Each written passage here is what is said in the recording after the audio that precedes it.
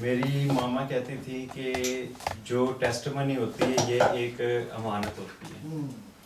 तो अगर कभी भी खुदावंद ने आपको ब्लेस किया, आपकी ज़िंदगी में अगर कोई काम किया है, तो आप ज़रूर अपनी टेस्टमनी दूसरों को बताएं, शेयर करें। अगर आपकी ज़िंदगी में कुछ भी पॉजिटिव हुआ है और आप उसको दबा लेते हैं और टेस्टमनी नहीं देते, तो आप अमानत में ख़यानत कर रहे हैं। तो ऐसे एक दफ़ा मेरी मामा के हैंड में, टेस्टमनी तो मेरी अपनी है लेकिन वो मामा का जिक्र किया तो मुझे याद आ गया, उनके कोई न्यूरो का प्रॉब्लम हुआ तो वो कोई चीज़ होल्ड नहीं कर सकती थी, हाथ में पकड़ नहीं सकती थी, उनके पूरे बाजू में पेन था। तो डॉक्टर ने खैर काफ़ी टाइम लगा दिया, तो वो ज़्यादा मर्ज बढ़ गया, तो उन्होंने फिर ऑपरेशन डायग्नोज किया। तो उन्होंने एक पास्टर से प्रेयर करवाई, तो उन्होंने कहा कि आपका ऑपरेशन नहीं होगा, और वाकई एक वीक के अंदर वो ठीक हो गई। तो जब वो डॉक्टर भी हैरान हो गए, उन्होंने कहा ये डॉक्टर के अल्फाज हैं कि ये तो मौत है। तो फिर अम्मी ने चर्च में जाके टेस्टमनी दी, और ये उन्हीं के अल्फाज हैं जो मैं आपको कह रहा हूँ कि वो कह रहे हैं कि ये जो टेस्टमनी है मसीही की, ये एक अमानत होती है। तो हम 2021 सितंबर में यहाँ पे आए। मेरी 2 साल की डिग्री थी, तो काफ़ी लंबी जर्नी है, तो डिग्री कंप्लीट हुई है। तो मैं खुदावंद का शुक्रगुजार हूँ, आप सब का शुक्रगुजार हूँ। आप सब ने बहुत सपोर्ट की, दुआएं की। मुझे काफ़ी लोगों ने बताया कि आप लोगों के लिए रेगुलर प्रेयर होती है, तो मैं आप सब का बहुत ज़्यादा शुक्रगुजार हूँ। और मैं सोच भी नहीं सकता था जब मैं पाकिस्तान में था, हालांकि मैंने पाकिस्तान में भी एमफिल किया था मैथ में, लेकिन पाकिस्तान में ज़रा जो हमारा एजुकेशन का जो रैंकिंग है वो इतनी अच्छी नहीं है। तो मैं सोच नहीं सकता था कि मैं यूरोप की यूनिवर्सिटी से, वो भी टॉप रैंक्ड यूनिवर्सिटी से, मैं अपनी एजुकेशन कंप्लीट करूँगा। और मुझे आइडिया नहीं था, जब मैं यहाँ पे आया हूँ तो मुझे पता चला कि यहाँ पे जिस यूनिवर्सिटी में मैंने एडमिशन लिया है वो कुछ ज़्यादा ही अच्छी यूनिवर्सिटी है। तो इसलिए मुझे 2 साल की बजाय 3.5 साल लग गए कंप्लीट करते करते, ज़्यादा टाइम लग गया, क्योंकि जिस लेवल की एजुकेशन थी वो हमारे शायद पाकिस्तान में पीएचडी में भी वो चीज़ें नहीं पढ़ाते। तो एक तो मैंने सीखा, बहुत कुछ सीखा, बड़े अच्छे लेवल का मुझे सीखने का मौका मिला।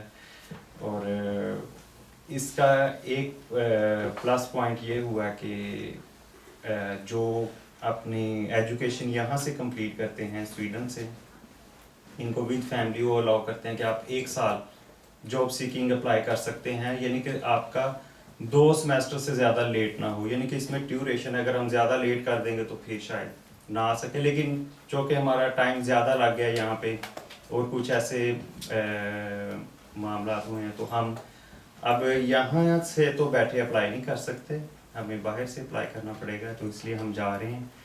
तो इसमें भी खुदावंद की बेहतरी होगी ज़रूर। तो हमें बहुत सारी चीज़ें हैं जो हमें देखने में लगती हैं कि शायद ये गलत हो गई हैं, लेकिन इसमें खुदावंद का प्लान होता है कुछ ना कुछ। तो मैं कभी कभी सोचता हूँ कि मेरे कितने हम लोग आए थे पाकिस्तान से, यहाँ पे मेरे क्लास फेलोज थे, तो किसी से भी एजुकेशन कंप्लीट नहीं हो सकी। तो अब वो जिस स्टेज पे खड़े हैं, उनकी नौकरियां लग गई थी अच्छी कंपनीज में, वो कंपनीज के साथ प्रॉब्लम हुआ, अब उनके पास कुछ भी नहीं है, उन्होंने एजुकेशन भी छोड़ दी, अब वो वापस अपने ट्रैक पे भी नहीं आ सकते।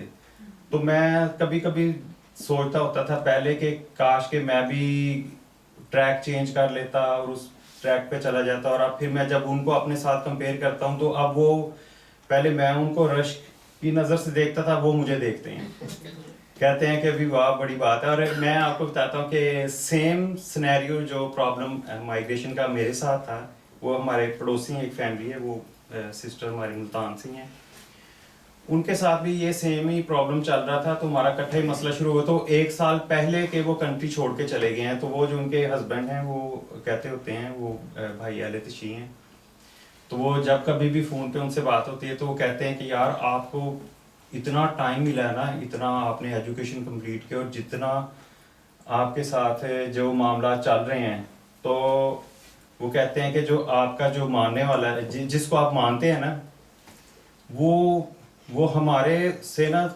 ज़्यादा पावरफुल है। आमीन। और अब वो इसको हमारा प्रेयर का तो तरीका नहीं पता, तो वो कहता है कि भाई जब आप प्रेयर करते हो ना, जब आप नमाज पढ़ते हो तो 2 नफल एक्स्ट्रा पढ़ा करो। तो वो वाकई वो कहता है कि मैं आपके जो है ना प्रॉफिट को मैं मान गया हूँ।